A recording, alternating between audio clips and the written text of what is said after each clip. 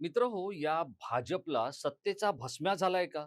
आणि या भस्म्या झालेल्या भाजपने जे जमेल ते करून सत्ता कुठली का असेना, मग ती अंबरनाथची असू द्या किंवा अकोल्यातली असू द्या किंवा इतर कुठलीही सत्ता असू द्या, ती आपल्याला मिळायलाच हवी. या एका उद्देशानं जे काही सुरू केलंय, त्यावरून आता राज्यातल्या जनतेने भाजपची यथेच्छ धुलाई केली. आणि त्यानंतर भाजपचे जे काहीसे अ, भान असलेले नेते आहेत, त्यापैकी एक आहेत देवेंद्र फडणवीस. त्यांनी या सगळ्या गोष्टीवर व्यक्त होत अकोटमधल्या म्हणजे अकोल्यातल्या या नव्या युतीवर जोरदार टीका केली आणि पक्षाने इथले जे भाजपचे आमदार आहेत, त्यांना शो कॉज नोटीस दिली. तर अंबरनाथमध्ये जे काय घडलं, त्यातून या अंबरनाथमधल्या सत्तेसाठी आणि एकनाथ शिंदे यांना शह देण्यासाठी काँग्रेस बरोबरच भाजपनं युती केली. ती युती अंगलट आल्यानंतर या सगळ्या नगरसेवकांना जेव्हा काँग्रेसनं निलंबित केलं, त्यांना घेऊन भाजपने नवा सत्तेचा पट रचलेला आहे. काय आहे हे सगळं? आणि जर यातल्या एम-आय-एम बरोबर युती करणाऱ्या नेत्याला शोकॉजची नोटीस जाऊ शकते, तर मग अंबरनाथमध्ये हा सगळा सत्तेचा डोलारा उभा करणाऱ्यांबद्दल काय करणार आहेत फडणवीस असा प्रश्न पडतोय. हे सगळं सत्तेचं नाटक काय आहे मी आपल्याला संक्षिप्त स्वरूपात सांगण्याचा प्रयत्न करणार आहे. नमस्कार मित्रहो, मी राजेश कोचरेकर आणि आपण पाहताय आपलं आवडतं न्यूज पोर्टल टाइम महाराष्ट्र. मित्रहो, दिवसागणिक आपलं मिळणारं प्रेम हे शब्दांच्या पलीकडलं आहे आणि त्यामुळे वेगवेगळे मुद्दे त्यातले थेट आणि अचूक जे काही त्यातल्या गोष्टी तुमच्यापर्यंत पोहोचवण्यासाठी आम्ही कटिबद्ध होत असतो. आता याच सगळ्या कटिबद्धतेतून जी काही गोष्ट आपल्या समोर आलेली आहे, ती आहे अंबरनाथमध्ये काँग्रेस बरोबर भाजपनं युती केली. आता हीच भाजप कोणाबरोबर युती करून बसली माहितीये का? एका बाजूला मुंबईमध्ये हिंदू मुस्लिम चालवायचं, तिथे मतांचं ध्रुवीकरण करण्यासाठी जंग पछाडायचं. मग नितेश राणे असतील, अमित साटम असतील, यांना कामाला लावायचं आणि याच सगळ्या गोष्टी करणाऱ्या एम-आय-एम बरोबर अकोल्यामध्ये भाजपनं युती केली. आता ही अकोल्यामध्ये एम-आय-एम बरोबर जी युती केली, एम-आय-एम म्हणजे काय? तर एम-आय-एम म्हणजे इत्तेहादुल मुस्लिमीन हा जो पक्ष आहे, एम-आय-एम याच्या बरोबर ही युती करण्यात आली. ही युती केली तिथले जे स्थानिक आमदार आहेत, प्रकाश भारसाखळे यांनी. आता ही युती केल्यानंतर तर इतकी भाजपची धुलाई झाली समाज माध्यमांवर. आणि कारण कसं आहे, देवेंद्र फडणवीस हे राज्याचे मुख्यमंत्री आहेत. आजच्या घडीला राज्यातले सगळ्यात मोठे भाजपचे नेते आहेत. ते या सगळ्या गर्दीमध्ये एक सेन्सेबल नेतृत्व म्हणून आपण त्यांना समजू शकतो सगळ्याच पातळीवरती. पण त्यांच्याही नजरेतून चुकून ज्या वेळेला ही गोष्ट घडली, प्रकाश भारसाखळेंनी एम-आय-एम बरोबर युती केली, त्याचं कारण काय माहितीये का? इथे नगराध्यक्षपदी थेट जनतेतून निवडणूक झाली होती. त्यावेळेला निवडून कोण आल्या होत्या? माया धुळे. आता माया धुळे या भाजपच्या आहेत, पण इथे सत्ता होऊ शकत नव्हती.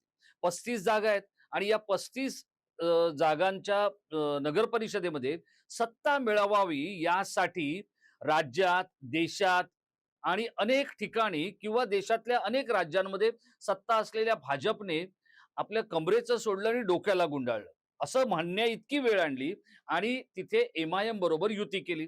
आता ही एम-आय-एम बरोबर युती केल्यानंतर जी काही बोंबाबोंब झाली, त्यातून प्रकाश भारसाखळेंना आता कारणे दाखवा नोटीस देण्यात आली. ही गोष्ट जेव्हा अकोटमध्ये घडली, त्यावेळेला प्रकाश बारसाखळेंना नोटीस दिली. ते भाजपचे आमदार आहेत आणि त्यांनी काय केलं, तिथे मोहम्मद पुंजानी नावाचे जे एम-आय-एमचे तिथले प्रभारी आहेत, त्यांच्याबरोबर साटेलोटं केलं आणि या प्रकाश भारसाखळेंनी तिकडे सत्ता बनवण्याचा प्रयत्न केला. आता हे सगळं भाजपच्या एकूणच सगळ्या वाटचालीसाठी, भाजपच्या राजकारणासाठी, तत्वांसाठी भाजप आता बोलतोय की काय किंवा काम करतोय की काय असा प्रश्न तुम्हाला पडलाच नाही. आणि तो पडूही शकतो. अशा पद्धतीत सगळं चाललेलं आहे. बरं, हे तत्व-बित्व सगळं त्याची शेकोटी केली आहे भाजपने, असं म्हणणारा एक आणखी प्रयोग अंबरनाथमध्ये घडला. पण तो अंबरनाथमध्ये कोणी केला? तर तो केला गुलाबराव करंजुलेंनी. तिथे झालं असं, की त्या अंबरनाथमध्ये 67 जागा आहेत. तिथे सर्वाधिक जागा निवडून आल्या एकनाथ शिंदेच्या शिवसेनेच्या. त्या आल्या 27. आता या 67 जागांच्या ठिकाणी जे काही बहुमत हवं होतं, त्यासाठी शिंदेचा पक्ष काही पात्र ठरला नाही. त्याला काही जागा कमी पडल्या. आता या काही जागा कमी पडल्या, त्याच्यासाठी काहीतरी करायला हवं, म्हणून भाजपने काँग्रेसबरोबर युती केली. आता तिथे काँग्रेसबरोबर जी युती केली, त्या काँग्रेसच्या युतीचं गणित बघा कसं आहे. तिथे काँग्रेसचे 12 लोकं निवडून आले होते. राष्ट्रवादीचे 4, 1 अन्य आणि भाजपचे 14. आता या म्हणजे भाजपपेक्षा जास्त हे शिंदेचे लोक निवडून आले होते. पण ते काय बहुमताचा आकडा जो आहे तो गाठू शकत नव्हते. त्यामुळे या काँग्रेस बरोबर केलेल्या युतीमुळे झालं असं, काँग्रेसने आपल्या नगरसेवकांना पक्षातून काढून टाकलं. आता या नगरसेवकांनी भाजपच्या विरोधात प्रचार केला आणि सत्ता किंवा आपला विजय मिळवला. पण या नगरसेवकांना काढून टाकल्यानंतर रवींद्र चव्हाणांनी काय केलं, या सगळ्या नगरसेवकांना उचललं आणि भाजपमध्ये आणलं. हा जो भाजप प्रवेशाचा कार्यक्रम कुठे झाला, तर तो झाला एकनाथ शिंदे यांचे कट्टर राजकीय वैरी असलेल्या गणेश नाईक यांच्या होम पिचवर, म्हणजे नवी मुंबई. तिथे नवी मुंबई महानगरपालिकेचा वचननामा प्रकाशित होणार होता. त्या निमित्ताने हे सगळे नगरसेवक तिथे नेण्यात आले आणि हा प्रवेश घडवून आणण्यात आला. आता जो निर्णय किंवा जो न्याय प्रकाश भारसाखळेंना लागणार आहे, तो गुलाबराव करंजुलेला का लागणार नाही? जर समजा तिथे भाजप काँग्रेस बरोबर युती करतंय, भाजप एम-आय-एम बरोबर युती करतंय, तर नेमकं भाजपला म्हणायचं तरी काय आणि करायचंय तरी काय?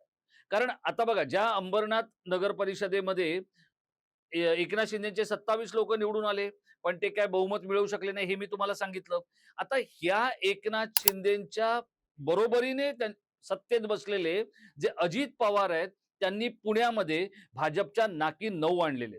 तिथल्या 165 जागांच्या संदर्भात राष्ट्रवादीच्या 2 लोकांनी युती केलेली आहे. म्हणजे दोन्ही राष्ट्रवादी एकत्र आलंय तिकडे. अजित पवारांची राष्ट्रवादी आणि शरद पवारांची राष्ट्रवादी एकत्र आली आहे. याचं कारण काय? तर पुणे आणि पिंपरी चिंचवड हे अजित पवारांचं होम पिच आहे किंवा तिकडचं सगळं जे काही आहे सगळं ते अजित पवार बघतात. आणि मग तिथे राष्ट्रवादीने युती केली आहे, पण शरद पवारांना त्याच्यामध्ये फारसा काही इंटरेस्ट नाहीये, कारण तिथे सगळंच अजित पवार बघणार आहेत.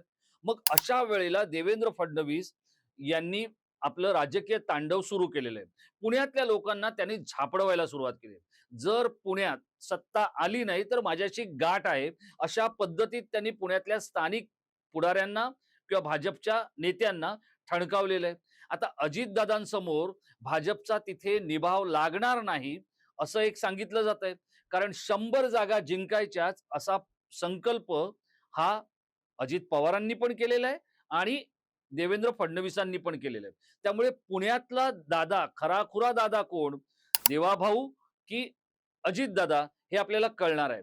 पण या वेगवेगळ्या ठिकाणच्या नगर परिषदांसाठी, महापालिकांसाठी भाजप जे काही करतंय ते बघितल्यानंतर अंगावर शिसारी येईल अशी गोष्ट आपण अनुभवतोय. कारण याच अंबरनाथमध्ये भाजपच्या तेजश्री करंजुले ज्या आहेत, गुलाबराव करंजुलेंची ती सून आहे, चार्टर्ड अकाउंटंट आहे, निवडून आली, पण भाजपला काही जागा तितक्याशा मिळाल्या नाहीत. त्यामुळे गुलाबराव करंजुलेंनी सत्ता आणण्यासाठी हा सगळा खटाटोप केला आणि तिथून बरं दुसरं, ज्या प्रकाश भारसाखळेंना कारडे दाखवा अशी नोटीस बजावली आहे प्रदेशाध्यक्ष रवींद्र चव्हाणांनी, तेच रवींद्र चव्हाण नवी मुंबईमध्ये काँग्रेसच्या नगरसेवकांना प्रवेश देत आहेत आणि भाजप बरोबर काँग्रेस युती करून अंबरनाथ नगर परिषदेची सत्ता सुद्धा मिळवते. याला काय म्हणायचं? आणि कुठल्या गोष्टीसाठी भाजपचा एवढा अट्टहास चाललाय? आणि जागा जर तुम्ही बघितल्यात ना, की ज्या भाजपकडे राज्याच्या एकूण आमदारांपैकी 288 आमदार आहेत, त्यापैकी 232 चं राक्षसी बहुमत असलेल्या महायुतीकडे किंवा भाजपकडे ही 35, 67, 165 अशा संख्यांच्या महानगरपालिका, मी पुण्याचं सोडून द्या, पुण्याचं ते मागू शकतात, मुंबई आहे, पुणे आहे, मोठी शहर आहेत, ठाणे आहे, मागू शकतो. पण जिथे 35 जागा आहेत, जिथे 67 जागा आहेत, ते सुद्धा भाजपला सोडायचं नाहीये. याला आपण काय म्हणायचं? आता हे जे स्थानिक नेते सगळे आपापल्या दुकानांसाठी जे काही करतायत, भाजपची तत्व किंवा जी मूल्य आहेत याची जी काही शेकोटी करतायत, या शेकोटीमध्ये भाजप भाजून निघणार आहे, की देवेंद्र फडणवीस यांचं नेतृत्व भाजून निघणार आहे? पण देवेंद्र फडणवीस हे जसं मी आपल्याला म्हटलं, तसं एक चारित्र्य संपन्न किंवा नीतिमत्ता असलेले नेते आहेत. ते तरी या सगळ्या गोष्टींना का परवानगी देत आहेत? हे आकलना पलीकडचं आहे. आपल्याला काय वाटतंय, देवेंद्र फडणवीसांचा सत्तेसाठी सर्वतोपरी नाईलाज झालाय का? त्यांना ही 35 जागांची महानगरपालिका किंवा नगर परिषद असेल, 67 जागांची नगर परिषद असेल, ही त्यांना का हवी आहे? तिथे दुसरं कोणालाही आपण मोकळं सोडायचं नाही. अगदी काँग्रेस असेल, एम-आय-एम असेल, राष्ट्रवादी असेल, सगळ्यांबरोबर हातात हात घालायचा आणि अगदी चांद्यापासून बांद्यापर्यंतची सत्ता मिळवायची, असं 232 आमदार असणाऱ्या किंवा आमदारांचं पाठबळ असणाऱ्या भाजप प्रणित महायुतीला का वाटतंय?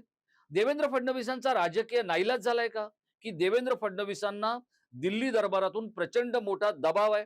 आपल्याला काय वाटतंय, भाजप असं सत्तेसाठी का हपापलंय? आपण आपली जी काही मतं असतील ती या व्हिडिओच्या खाली असलेल्या इनबॉक्समध्ये मला जरूर संसदीय शब्दांमध्ये आणि संक्षिप्त स्वरूपात लिहून कळवा. आपण कळवलेल्या मतांवर आपला पुढचा व्हिडिओ आणणं मला सोयीचं ठरू शकतं. धन्यवाद.